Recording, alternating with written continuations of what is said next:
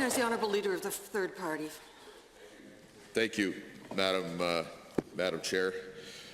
I'm happy to stand up and speak to the Fiscal Statutes Amendment Act Bill 10, which in my mind I've been thinking about as the motherhood, apple pie and monsters bill, because there's a couple things in there that are a little bit like motherhood and apple pie that are hard to argue with, where the bill coordinates some of these standards with the federal government. It seems like a nice common sense thing to do. It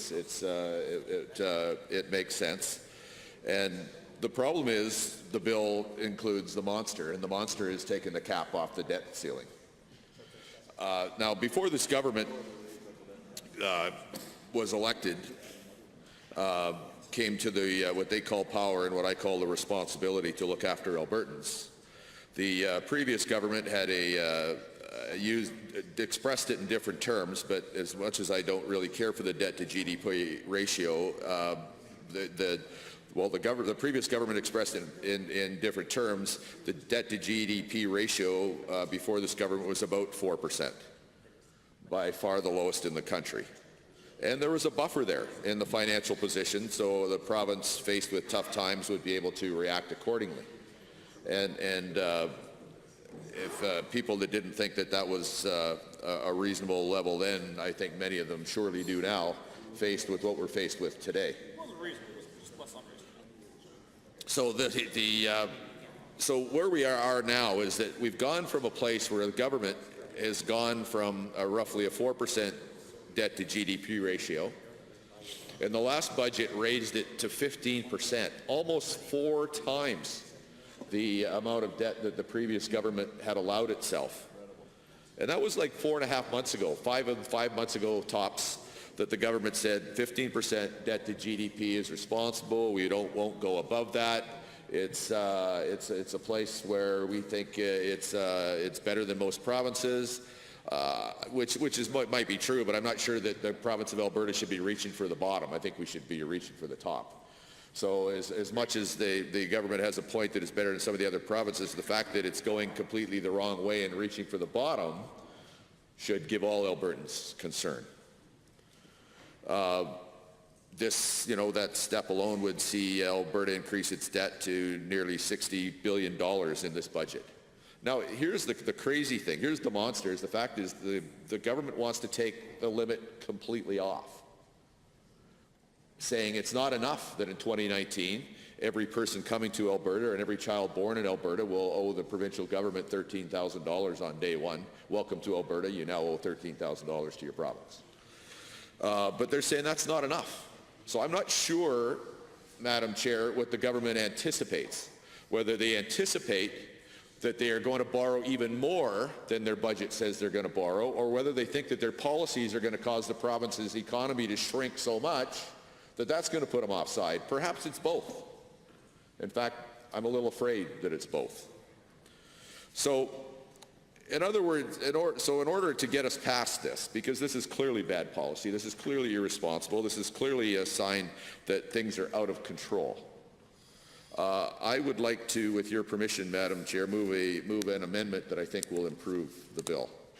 And I have the requisite number of copies prepared and signed off by the lawyers around here, if that's okay. Yeah.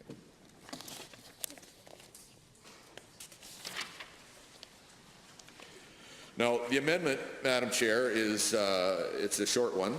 Everybody's going to get a copy with your permission. I won't. Just give me a moment to. No, I understand. You're the boss here as far as this stuff goes, so I'll be happy to wait.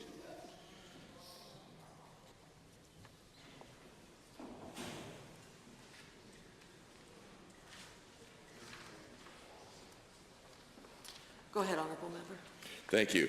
The amendment reads that I move that Bill 10, the Fiscal Statutes Amendment Act 2016, be amended by striking out Section 5.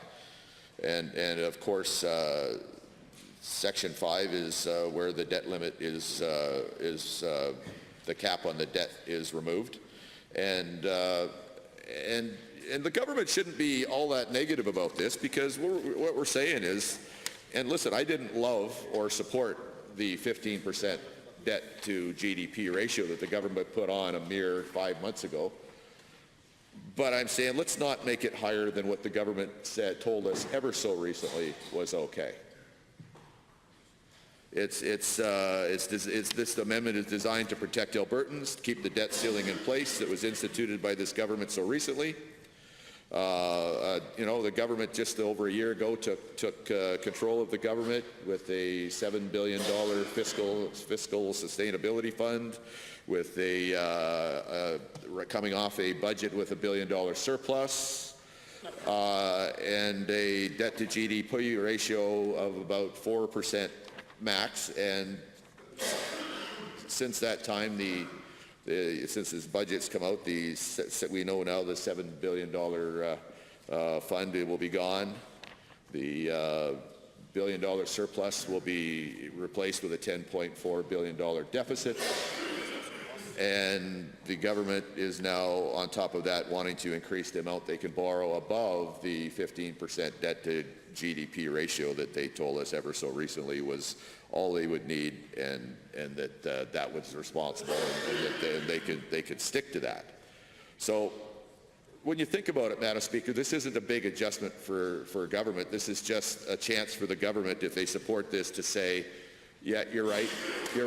The promise we made to Albertans ever so recently, less than half a year ago, is one that we've decided to keep and be responsible and put a limit on how much we borrow, as Albertans have to do, because Albertans all have limited amount of revenue that they can grab. Albertans know that after all the money's gone, you have to stop spending one way or another. You either have to, and in fact, when you're borrowing money, once you get to the end of your credit limit, you certainly have to stop borrowing it, because at some point they will make you stop borrowing. And the government's received some pretty clear signs from some pretty responsible bodies that we're getting near there. 3 different credit rating agencies have lowered the Alberta's AAA credit rating. So I would say that this is a chance for the government to say we are heeding the warning signs. We see the red lights flashing on the dash, and we're going to pull over before the engine blows up, because that's the responsible thing to do. So with that, Madam Speaker, I thank you. I would move that amendment, and we'll listen to the debate, and I will hope for the support of the Legislative Assembly.